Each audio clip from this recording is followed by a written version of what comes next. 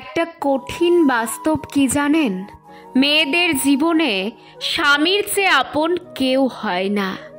একটা মেয়ের জীবনে বাবা মা ভাই বোন বন্ধু বান্ধব সবারই আলাদা আলাদা ভূমিকা থাকে, কিন্তু সময়ের সঙ্গে সঙ্গে বদলে যায় সম্পর্কের গভীরতা, দায়িত্ব আর গুরুত্ব।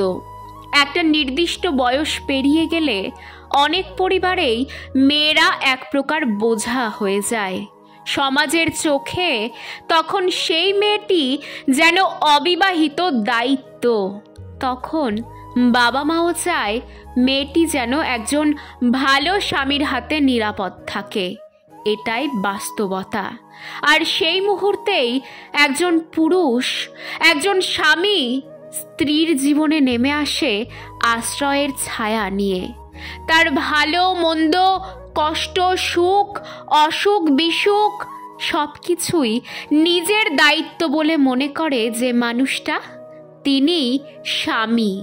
স্বামী মানে শুধু একজন পুরুষ সঙ্গী নয়, স্বামী মানে দিনের পর দিন পরিশ্রম করে স্ত্রী আর পরিবারের মুখে হাসি ফোটানোর চেষ্টা করা একজন অক্লান্ত যোদ্ধা।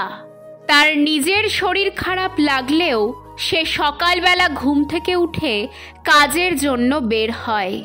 বাজারের ব্যাগ হোক বা সংসারের খরচ হোক কিংবা স্ত্রীর ছোট্ট কোনো চাওয়া, সব কিছুর যোগান দিতে চায় সে, নিঃশব্দে বিনা অভিমানেই।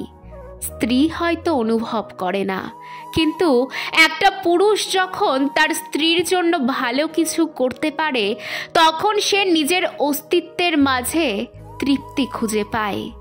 এই সমাজ যেখানে পুরুষদের আবেগপ্রবণ হওয়াকে দুর্বলতা মনে করে, সেখানে একজন স্বামী তার ভালোবাসা বোঝাতে শব্দ নয়, কাজ ব্যবহার করে।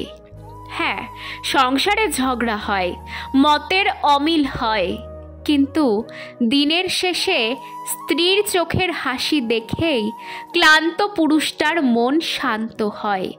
সে হয়তো বলে না, কিন্তু স্ত্রীকে ভালো রাখার জন্য সে যে লড়াইটা করে, তার চেয়ে নিঃস্বার্থ ভালোবাসা খুব কমই দেখা যায়। তাই বলা হয়, স্বামীর চেয়ে আপন কেউ হয় না। এই মানুষটি তোমার সবচেয়ে বড় আশ্রয়, সবচেয়ে বড় সাহস।